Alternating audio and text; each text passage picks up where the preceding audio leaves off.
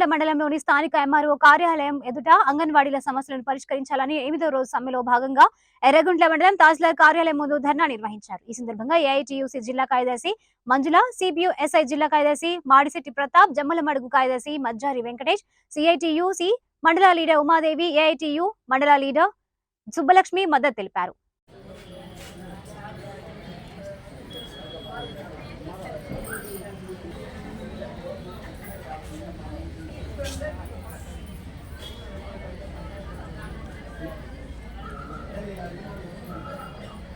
ఒక్కొక్కరు లేచి మాట్లాడి నేను కూడా వింటే ఎప్పుడు నేను మాట్లాడాను నేను ఒక డబ్బాలో రాలేసి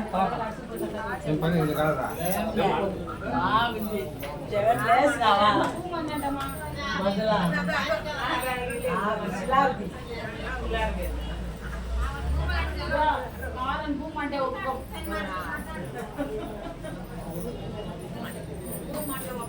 ఎవరో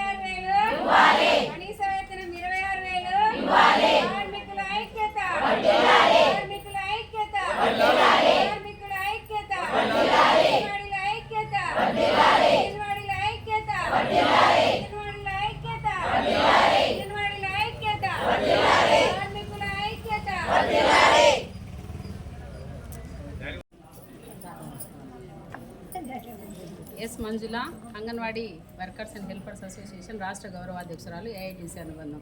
ఈరోజు రాష్ట్ర వ్యాప్తంగా ఉన్నటువంటి అంగన్వాడీ కార్యకర్తలు, హెల్పర్స్, మినీ కార్యకర్తలు అందరూ కూడా ఈరోజు 8వ రోజు సమ్మెలో కూర్చోవడం జరిగింది. రాష్ట్ర ప్రభుత్వానికి 4.5 సంవత్సరాలుగా మేము అనేక పర్యాయాలు మా బాధలు, మా సమస్యలు మేము విన్నవించడం జరిగింది. అనివార్య కారణాల వల్ల ప్రభుత్వము ఏమాత్రం కూడా మా సమస్యలు పట్టించుకోకపోవడంతో ఈరోజు సమ్మెలోకి రావాల్సిన ఆవశ్యకత వచ్చింది. ఈ రోజుకైనా మేము ప్రభుత్వాన్ని ఒకటే చెప్తా ఉన్నాం, మా అంగన్వాడీ రాష్ట్ర నాయకులను పిలిచి చర్చలు పిలిచి సమ్మె విరమింపజేయాలని. లేని పక్షంలో ఈరోజు రాష్ట్ర వ్యాప్తంగా ఉన్నటువంటి అంగన్వాడీ కేంద్రాలు ఏ ఒక్కటి కూడా ఈరోజు పసిపిల్లలకు భోజనాలన్నీ ఆగిపోయినాయి. లబ్ధిదారులందరూ పస్తులున్నారు. నామమాత్రంగా ఏదో మా మీద గెలిచినట్టు చేయడానికి తప్ప ఈరోజు సచివాలయ ఉద్యోగులను, రెవెన్యూ ఉద్యోగులను, పంచాయతీ సెక్రటరీలను, వాలంటీర్లను పెట్టి నడిపిస్తున్నారు. మేము ఈ అంగన్వాడీ ఒక కార్యకర్త చేసే పనికి 4 ఉద్యోగులు ఈరోజు పనిచేస్తూ ఉన్నారు. మాకు సమయం 9 నుంచి 4 వరకు ఇచ్చే సమయాన్ని వాళ్ళు కేవలం కాలక్షేపం కోసము వాకిళ్ళు తీసి అంగన్వాడీ కేంద్రాలు తలుపులు తీసి కూర్చొని 12 వరకు కూర్చొని లేసి వస్తున్నారు.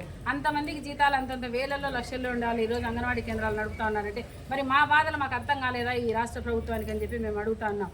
ఈరోజు మేము మా న్యాయమైన కోరికలు పరిష్కరించమని చెప్పేసి ప్రభుత్వం దృష్టికి వచ్చే అన్యాయంగా, దౌర్జన్యంగా ఈరోజు అంగన్వాడీ కేంద్రాలు తాళాలు పగలగొట్టినారు.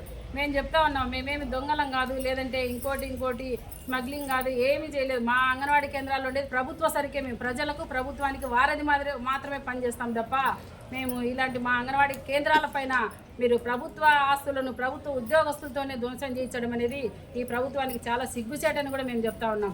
ఈరోజు ప్రతి ఒక్క అంగన్వాడీ కార్యకర్త గ్రామాల్లో అంగన్వాడీ కేంద్రాలు తాళాలు పగలగొట్టించి అంగన్వాడీ కార్యకర్తల మనోభావాలు దెబ్బతీసినారు ఈ రాష్ట్ర ప్రభుత్వం అని చెప్పి కూడా మేము చెప్తా ఉన్నాం.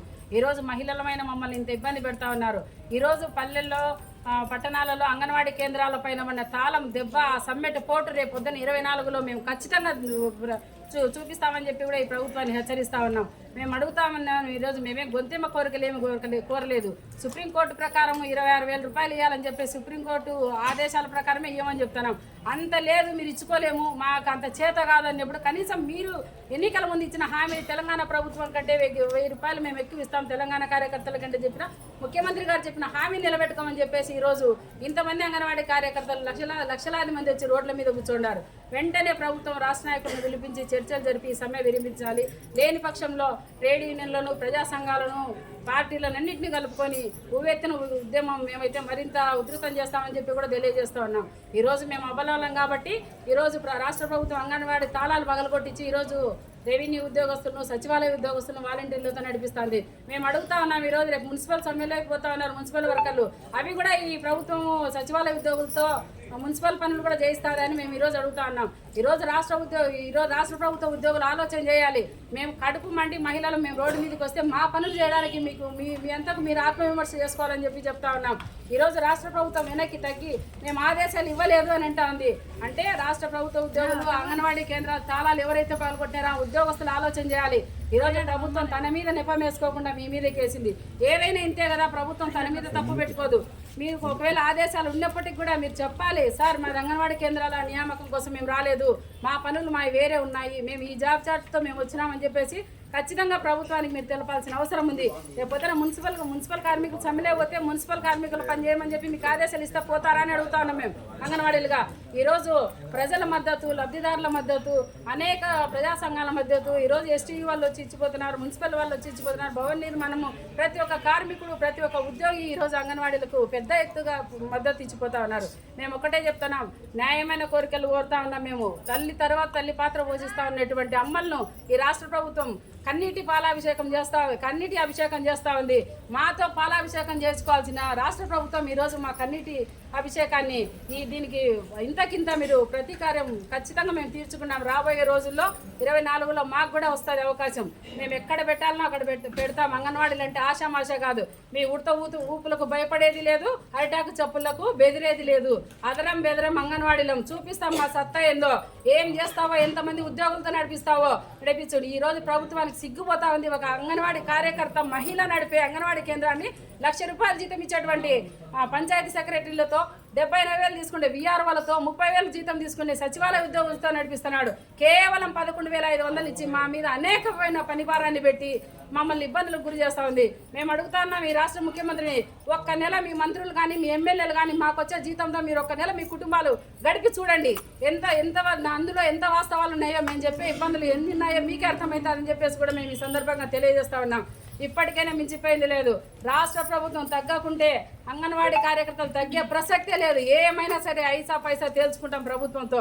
ఎట్టి పరిస్థితుల్లో మాకు ఇంత అవమాన భారాన్ని మిగిల్చిన ప్రభుత్వాన్ని ఖచ్చితంగా గద్దె దింపే ప్రయత్నమే చేస్తాం. మేము ఈరోజు వైనాట్ 175 అంటున్నారు. మేము అడుగుతా ఉన్నాం 175 సీట్లా, మీరు అడిగేది ఓట్లా అని అడుగుతా ఉన్నాం. ఏం చేసినామని మీకు ఈరోజు 175 వస్తాయని నమ్మకంగా ఉండవు.